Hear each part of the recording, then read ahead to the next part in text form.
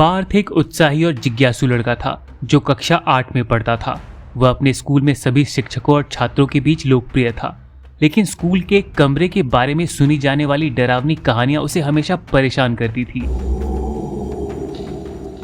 यह कमरा स्कूल के सबसे पुराने हिस्से में था, जहां कोई भी जाने की हिम्मत नहीं करता था।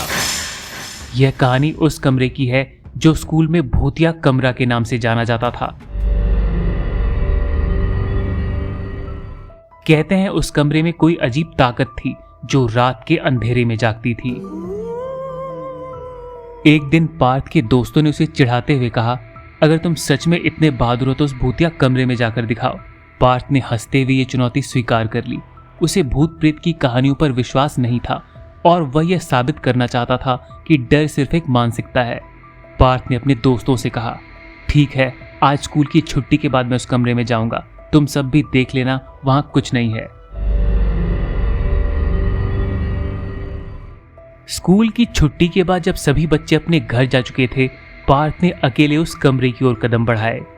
कमरे का दरवाजा पुराना और जर्जर था, उस पर जंग लग चुकी थी और उसके आसपास की दीवारें धूल से भरी हुई थी। पार्थ ने दरवाजे को धक्का दिया और वह धीमी आवाज के साथ खुल गया। अंदर का माहौल ठंडा और सिहरन भरा था। कमरे में कोई खिड़की नहीं थी जिससे कोई रोशनी आ सके, बस एक पुराना टेबल और कुछ टूटी हुई कुर्सियां पड़ी थी। पार्थ ने कमरे के अंदर कदम रखा और चारों ओर देखा। वहां कोई नहीं था। वह थोड़ा निराश हुआ क्योंकि उसे लगा था कि उसे कुछ रोमांचक मिलेगा, लेकिन सब कुछ सामान्य लग रहा था। जैसे ही पार्थ कमरे के बीचों बीच पहुंचा, उसे एक ठंडी हवा का झोंका महसूस हुआ। हवा में अचानक एक अजीब सी गंध फैल गई, मानो कोई पुरानी लकड़ी जल रही हो। तभी उसने सुना कि दरवाजा अपने आप बंद हो गया। पार्थ का दिल जोर जोर से धड़कने लगा। उसने दरवाजे की तरफ दौड़ लगाई, लेकिन दरवाजा पूरी तरह बंद हो चुका था। उसने दरवाजे को जोर से धक्का देने की कोशिश की, लेकिन वह नहीं खुला। तभी उसने सुना कि कमरे के कोने में से कुछ सरसराहट हो रही है। उसने मुड़कर देखा तो उसे लगा कि वहां कोई खड़ा है। वह धीरे धीरे उस कोने की ओर बढ़ा। पार्थ ने जैसे ही कोने में जाकर देखा, उसकी सांसें थम गई।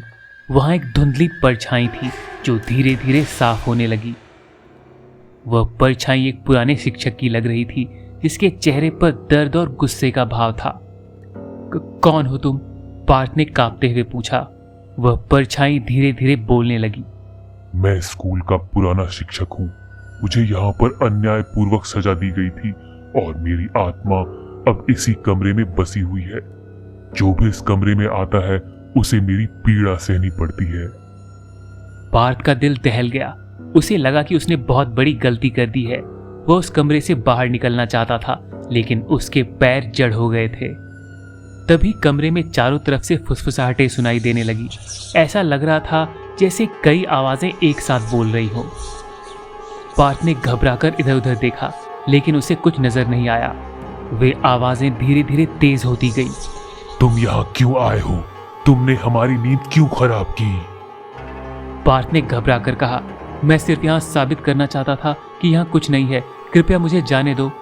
वह परछाई पार्थ के करीब आ गई और बोली, तुमने मेरी शांति भंग की है, लेकिन मैं तुम्हें एक मौका दूंगा।